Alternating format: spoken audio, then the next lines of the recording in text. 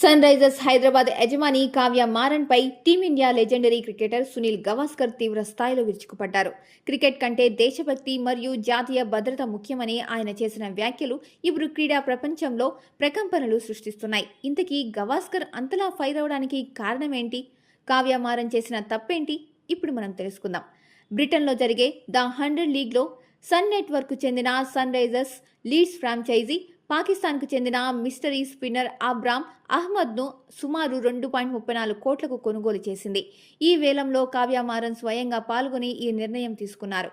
భారత్ పాక్ మధ్య ఉన్న ఉద్రిక్తల దృష్ట్యా ఐపీఎల్ యాజమాన్యులు పాక్ ఆటగాళ్లను దూరం పెడుతుంటే కావ్య మారన్ మాత్రం వారిని కొనుగోలు చేయడం గవాస్కర్కు ఆగ్రహం తెప్పించింది.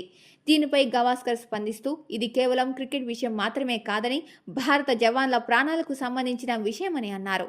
పాక్ ఆటగాళ్లకు మనం ఇచ్చే డబ్బు పన్నుల రూపంలో ఆ దేశ ప్రభుత్వానికి చేరుతుందని, ఆ నిధులతో వారు ఆయుధాలు కొని భారతీయులపై దాడులకు ఉపయోగిస్తారని ఆయన ఘాటుగా విమర్శించారు.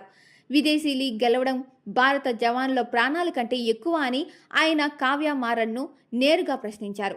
కేవలం గవాస్కర్ మాత్రమే కాదు, నెటిజన్లు కూడా కావ్య మారన్పై మండిపడుతున్నారు.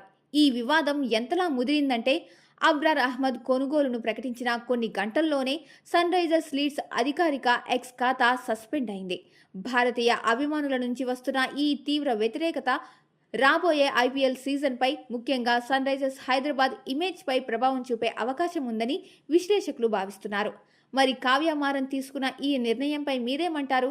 గవాస్కర్ చెప్పినట్లు ఇది భారతీయ భద్రతకు సంబంధించిన విషయమా, లేక క్రీడలకు రాజకీయాలకు విడివిడిగా చూడాలా? మీ అభిప్రాయాన్ని తప్పకుండా కామెంట్ చేయండి. ఇలాంటి మరిన్ని లేటెస్ట్ అప్డేట్స్ కోసం మా ఛానల్ని సబ్స్క్రైబ్ చేసుకోండి. జై హింద్.